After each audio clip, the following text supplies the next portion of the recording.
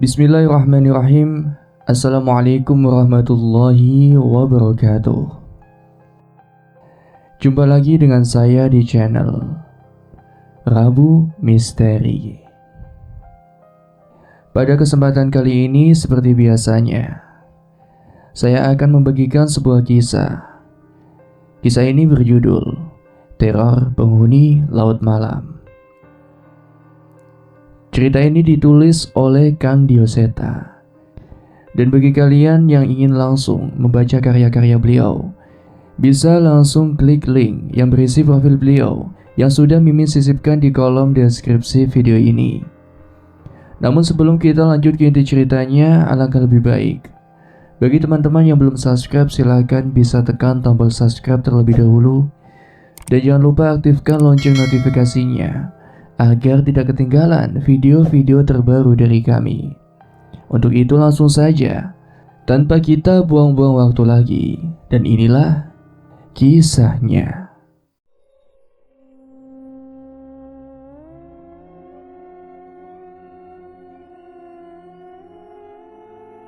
Makhluk pucat yang memenuhi kapal itu menatapku dengan penuh amarah. Sementara sosok jasa sudah tergantung mengenaskan di antara mereka. "Darno, ayo cepetan naik. Kapal udah mau berangkat," panggil Fahri, teman sekamarku di kapal pencari ikan untuk pelayaran kali ini. Aku mematikan rokokku dan menyusul Fahri menaiki kapal. "Perlengkapanmu udah dicek?" tanya Fahri padaku. "Perlengkapan apa toh? Kan cuma pelayaran kayak biasanya," jawabku dengan sedikit cuek. Bukannya sombong, aku memang termasuk anak buah kapal senior yang sudah puluhan kali ikut berlayar. Bukan gitu, kapal yang kita naiki ini kayaknya udah agak tua, jadi kayaknya perlulah dicek-cek lagi safety tools juga," ucap Fahri. Iya tenang. Aku tak menghiraukan Fahri dan menuju ke kamar untuk menaruh barang. Tak lama setelahnya suara sirine kapal terdengar. Tanda kapal sudah mulai berlayar. Kami mulai melakukan tugas-tugas tanpa disuruh. Sudah sewajarnya. Hal ini dapat kami lakukan karena hampir sebagian awak kapal yang mengikuti pelayaran ini adalah awak senior. Ada yang memeriksa ruang pendingin, membantu di ruang mesin, atau sepertiku memeriksa peralatan jaring penangkap ikan di geladak kapal. Sebelum sempat menyelesaikan pekerjaanku, tiba-tiba terdengar suara dari salah satu awak kapal dengan menggunakan pengeras. "Kumpul semua, kumpul! Ada briefing dari bos," ucap salah seorang anak buah kapal melalui pengeras suara di tengah-tengah pekerjaan kami. Kami segera meninggalkan pekerjaan kami dan berkumpul di geladak. "Perhatian semuanya. Seperti yang sudah kalian tahu, sudah beberapa pelayaran yang kita lalui tidak mendapatkan hasil yang maksimal," ucap bos, sepertinya sudah bersiap menjelaskan sesuatu. "Jadi untuk kali ini kita akan berlayar ke arah tenggara, arah laut yang masih jarang disentuh nelayan lain. Laut di tenggara pulau kami memang jarang didatangi nelayan. Selain karena medan karangnya yang berat, rumor mengenai hal gaib di sana juga banyak beredar. Untuk navigasi, saya sudah membawa navigator yang handal, jadi kita tidak perlu khawatir. Pokoknya fokus dengan tangkapan kalian," lanjut bos. Kami semua menyetujui tanpa ada yang berani membantah. Aku sendiri sebelumnya penasaran dengan kondisi laut di tenggara. Selama pelayaran aku belum pernah mendapat kesempatan ke sana. Semua itu karena memang tidak ada yang berani melanggar aturan tak tertulis ini. Hari mulai malam, suhu air sudah mulai rendah. Kami bersiap menebarkan jala sesuai petunjuk. 2 orang anak buah kapal turun ke air. Mereka membantu memasang posisi jala dari sisi yang berbeda. Setelah semua siap, mesin kapal pun dimatikan. Setelah menyelesaikan tugasnya, kedua anak buah kapal yang terjun ke laut pun berenang kembali untuk naik ke kapal. Bener loh, di sini banyak ikannya," ucap mereka yang menyaksikan sendiri keberadaan ikan-ikan di bawah laut yang sudah menjadi target kami. Mendengarnya kami tersenyum dan menunggu hingga ikan-ikan itu terkurung di jala yang kami sebar. Beberapa jam kami menanti hingga benar-benar terlihat jaring mulai terasa berat. "Tarik!" Suara salah seorang anak buah kapal terdengar. Kami segera mengambil posisi untuk mengatur menarik jaring yang telah terisi ikan dan menarik secepat mungkin dengan dibantu sebuah mesin penggulung yang sebenarnya jauh lebih berguna dari tenaga kami. Sayangnya tak lama, tiba-tiba jala kami terasa berat, seperti menyangkut pada sesuatu. "Tarik no, Darno, tarik!" ucap Fahri yang berada di sebelahku. "Gak bisa, nyangkut," jawabku. Kami mencoba memperbaiki jaring, namun tiba-tiba tetesan air hujan mulai membasahi tubuh kami. "Yah, hujan, masih bisa dapat ikan gak nih?" keluh Fahri padaku. Hujan turun semakin deras dan setelahnya, tanpa dapat ditebak, ombak datang dan melemparkan perahu dengan kencang. Kami semua berhamburan masuk ke kapal. Sebagian awak kapal melabuhkan jangkar di tengah laut yang tiba-tiba segera mengganas menyusul derasnya hujan yang datang. Kami berharap jangkar ini mampu mempertahankan posisi kapal agar tidak terbawa oleh gelombang tanpa arah. Sayangnya kesialan kami belum selesai. Sebuah sambaran petir membakar tiang kapal dan mematikan seluruh listrik yang ada di kapal. Sebelum masuk ke dalam, sekelebat, seolah aku melihat sesosok bayangan yang memanjat masuk ke kapal ini dari arah laut. Aku mengira dia adalah awak kapal yang masih tertinggal di air untuk memperbaiki jaring. Namun saat aku ingin keluar untuk membantunya, sosok itu sudah tidak ada di sana. Suasana panik saat itu membuatku memutuskan untuk melupakan kejadian itu dan melanjutkan masuk menuju kabin. Malam ini dilalui tanpa adanya aliran listrik. Beberapa awak kapal yang memang bertugas untuk melakukan perawatan di bagian kelistrikan masih berkutat di ruangan genset. Hening. Suasana di kapal ini seketika berubah menjadi hening. Hanya suara deburan ombak yang berani mengisi keheningan ini. Dengan ombak setinggi ini tidak ada yang berani keluar untuk melakukan aktivitas di luar sana. Kami hanya berharap badai di tempat ini segera berakhir dan kami masih memiliki kesempatan untuk mencari hasil tangkapan.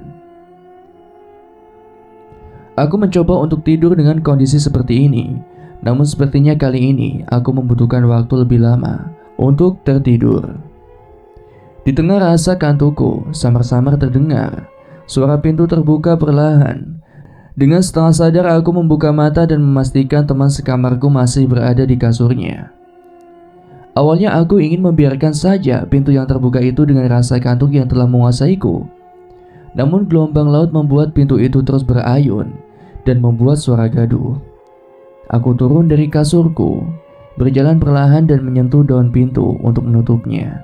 Tetapi sesuatu yang aneh melintas dengan cepat di depan mataku. Seseorang yang belum pernah kami lihat melintas di depan pintu kamarku dengan wajah pucat, tanpa ekspresi sama sekali. Gerakannya tidak seperti sedang berjalan, layaknya manusia yang berjalan di kapal dengan guncangan ombak. Ia seperti melayang. Rasa kantukku hilang seketika bersamaan dengan rasa takut yang seketika muncul menyelimuti tubuhku. Aku membutuhkan waktu untuk meyakinkan diri untuk menoleh ke arah lorong kamar untuk memastikan siapa yang melintas di depanku. Hingga akhirnya aku menoleh ke arah perginya sosok itu. Tidak ada siapapun yang terlihat di sana selain kegelapan yang menyelimuti lorong kabin. Tapi anehnya, semua pintu kamar kabin anak buah kapal terbuka seperti yang terjadi di kamarku tadi.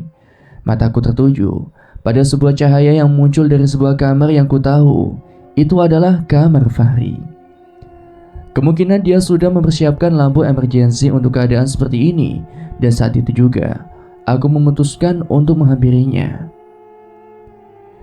"Jangan!" Terdengar suara seperti seseorang yang menangis tak jauh dari tempatku berada. "Jangan naik ke atas, jangan naik ke atas." Aku menoleh ke arah sebuah kamar gelap yang kulewati. Suasananya tidak jauh berbeda dengan kamarku. Di sana terlihat seorang sedang meringkuk ketakutan di lantai tanpa ada awak kabin lain yang berada di sekitarnya. Saat aku mencoba mendekat, tiba-tiba pria itu segera berlari ke arah pintu dan membantingnya, seolah melarangku untuk mendekat. Samar-samar masih terdengar suara pria yang menahan pintu itu dari dalam mencoba memperingatkanku. "Jangan naik ke atas. Kita sudah melanggar tabu," ucapnya dengan nada yang ketakutan. Aku mencoba mencerna apa yang ia maksud. Namun kupikir aku akan membicarakan ini dengan Fahri dan segera meninggalkan kamar itu dengan meraba-raba tembok kapal yang memanduku berjalan di kegelapan. Sekali lagi, belum jauh aku berjalan dari kamar tadi, aku merasakan ada sesuatu seperti memerhatikanku dari belakang. Aku mencoba tidak mempedulikannya dan terus melanjutkan langkahku. Sayangnya rasa merinding yang muncul seketika seolah memastikan ada sesuatu yang memperhatikanku di belakang sana. Dengan gemetar aku memutar tubuhku untuk memastikan sosok itu. Lorong yang tadi siang terlihat biasa saja, kali ini sangat terlihat mengerikan di tengah kegelapan. Seolah-olah lorong ini terlihat tidak memiliki ujung.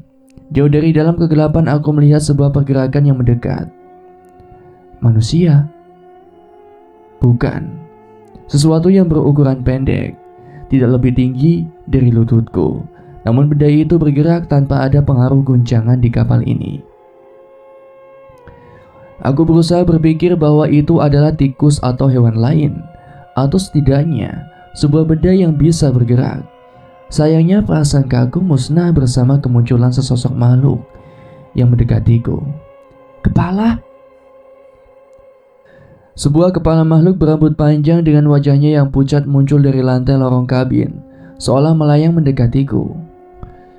Kepala yang semula hanya terlihat dari hidung hingga rambut perlahan semakin tinggi memamerkan tawanya, yang lebar hingga ujung bibirnya hampir menyentuh telinganya. Seketika tubuhku lemas dan terjatuh. Belum pernah aku melihat hal seperti ini sebelumnya. Aku mencoba berdiri namun beberapa kali aku terjatuh kehilangan tenaga. Dan sialnya, kepala itu semakin mendekat ke arahku. Setan, tolong! Aku berusaha mencari pertolongan dari siapapun yang kuharap bisa mendengarkan suaraku. Namun sepertinya sama sekali tidak ada tanda-tanda seseorang yang mendengar. Saat itu juga air mataku menetes menahan setiap kengerian yang menyelimuti tubuhku. Pergi! Tolong, pergi! Aku sudah tidak tahu lagi dengan apa yang sudah kuucapkan.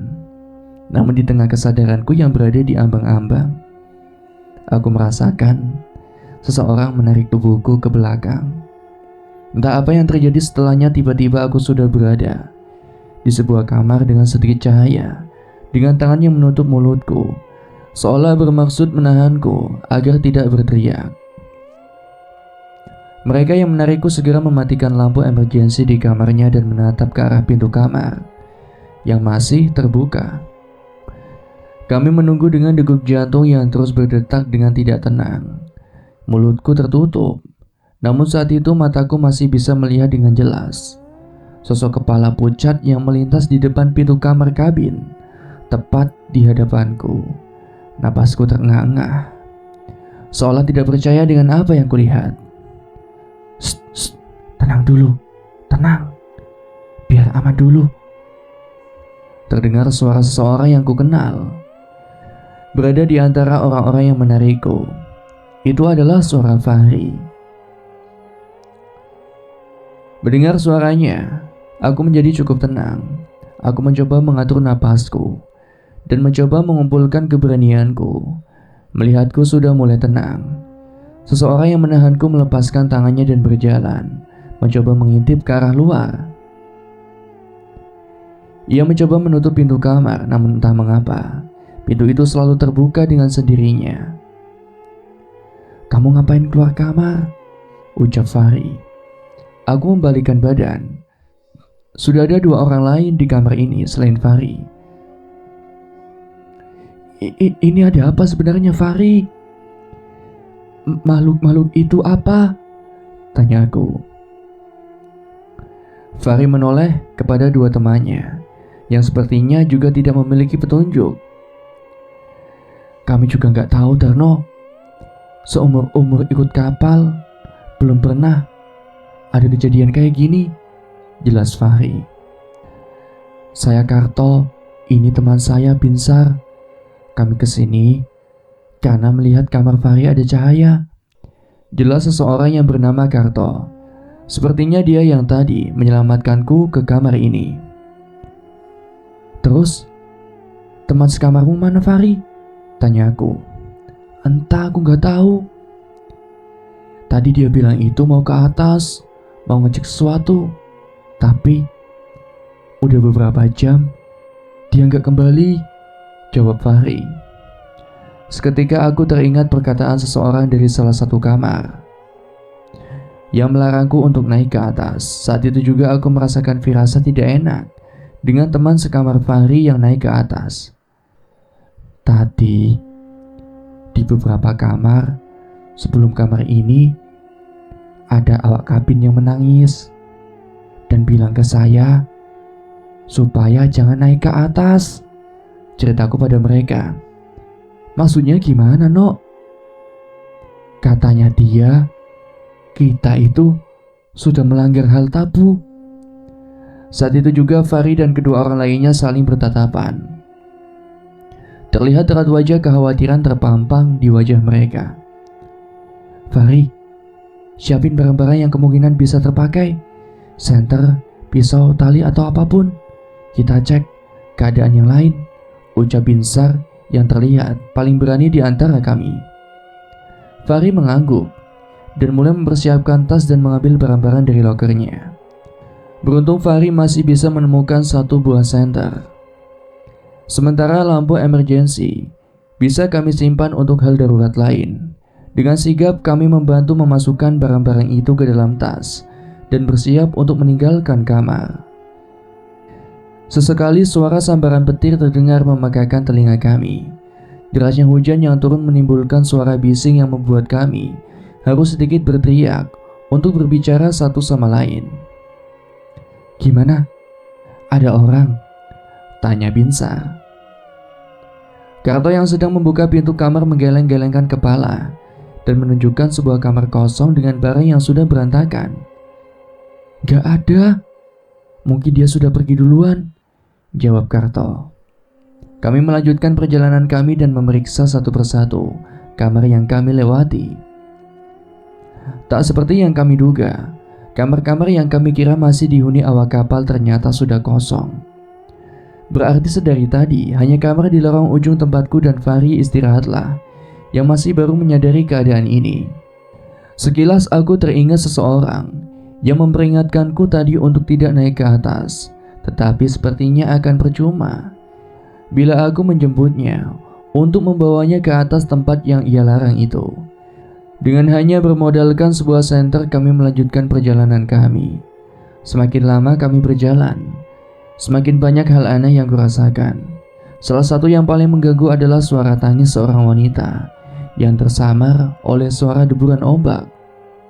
Jelas itu tidak biasa. Tidak ada awak kapal wanita di sini. Entah apa Fahri yang lain mendengar hal serupa atau tidak. Atau mungkin mereka juga memutuskan untuk pura-pura tidak mendengarnya seperti yang aku lakukan. Fahri, kalian tunggu di sini sebentar, ucap Binsar yang seperti bersiap pergi ke suatu tempat dengan membawa satu-satunya senter. Mau kemana? Tanya Fahri. Itu ke kamar mandi, sebentar saja. Dari tadi sudah kutahan, jawab Binsar. Bisa-bisanya kamu di waktu begini, ucap Karto. Aku ikut, ucap Fahri. Aku dan Karto serentak menatap Fahri. Dengan adanya dua orang yang bertujuan sama, sepertinya aku dan Karto harus mengalah.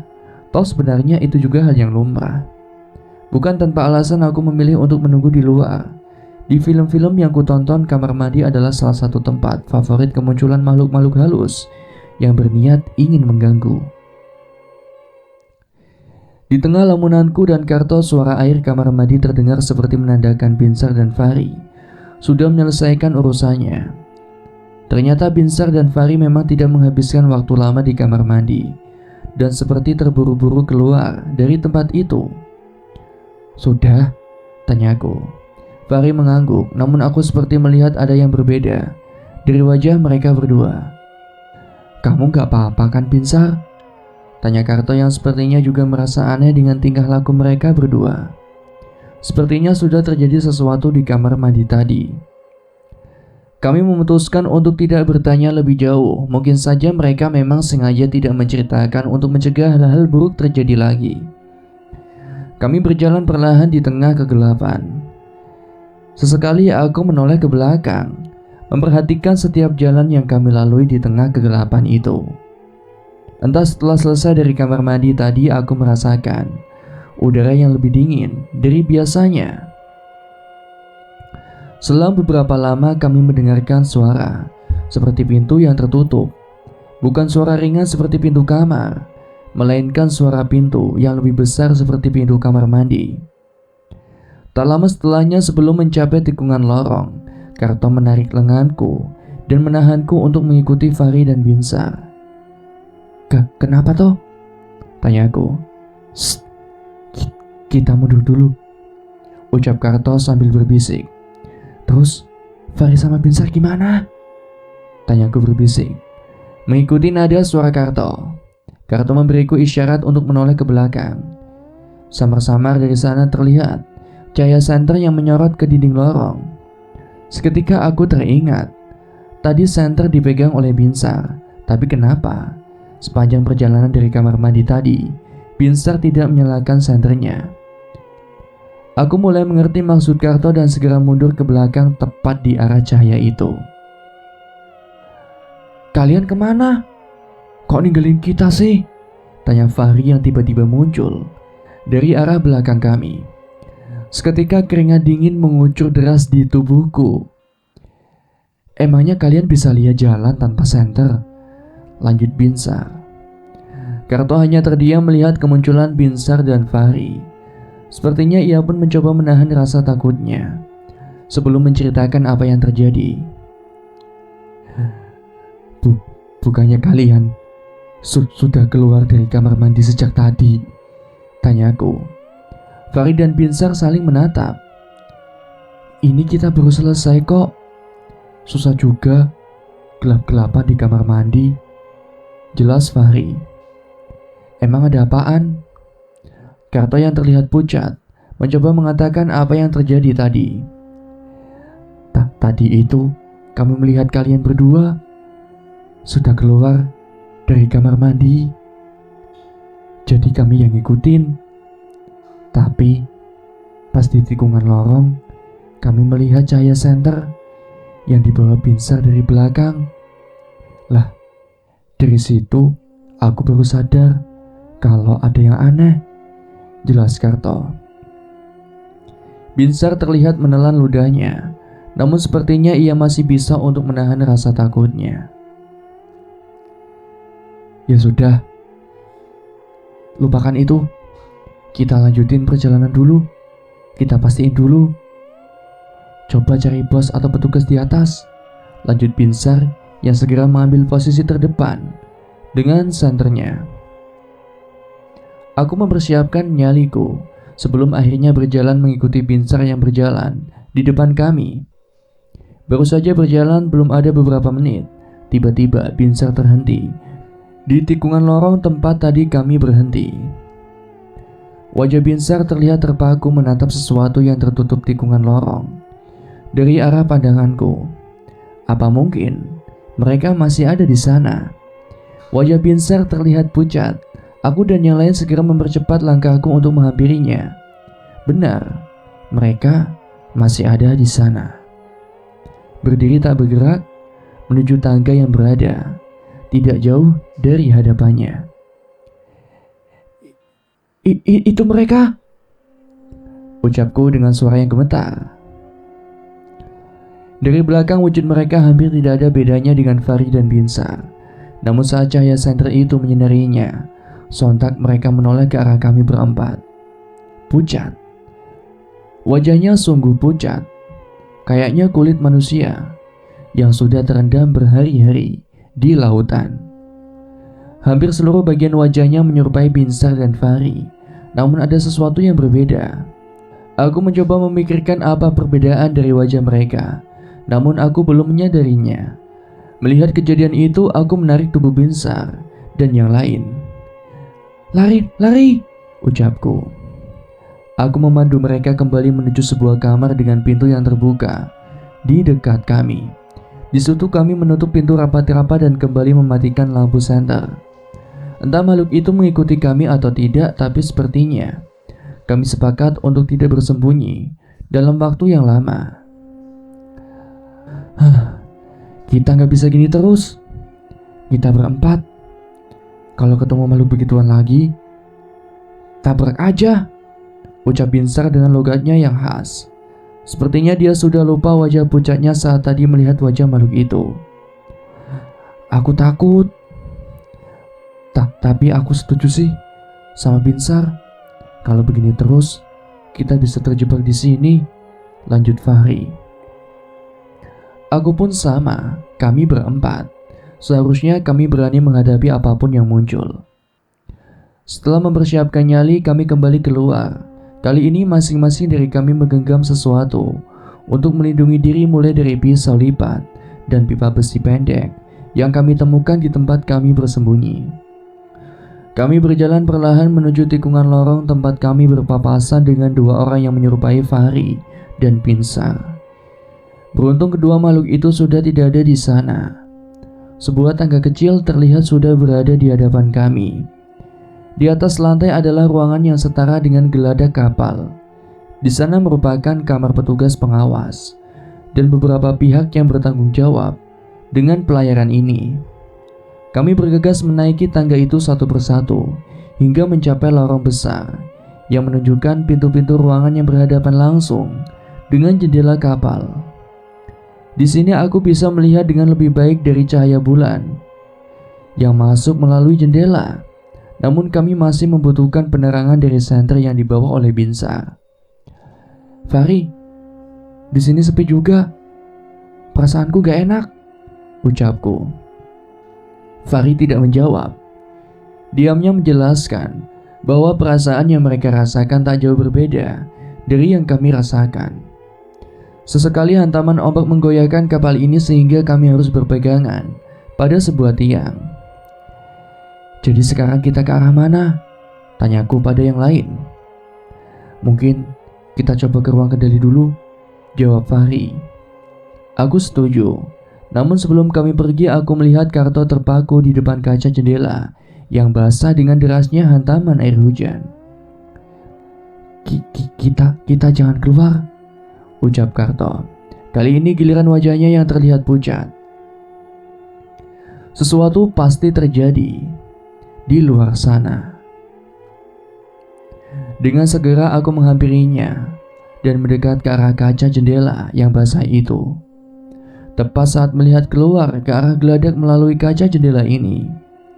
Saat itu juga aku merasa ragu bisa selamat dari tempat ini.